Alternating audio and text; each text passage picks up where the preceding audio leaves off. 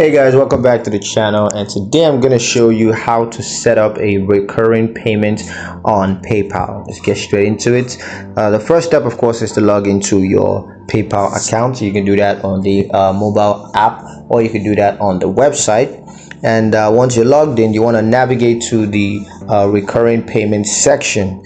So you can just click on tools in the navigation bar, and then choose the recurring payment option.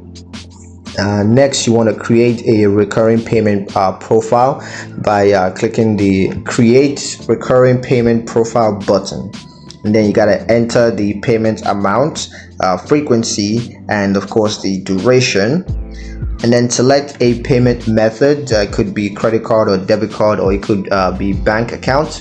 Once you've selected that, you can add a description to the recurring payment if you want to do that. And the next step is just to set up the recurring payment schedule, so you can select how often you want to make payments. That could be monthly, quarterly, or annually. Just choose the date that you want the recurring payments to start, and if you want the recurring payment to end on a specific date, you can choose that at this point.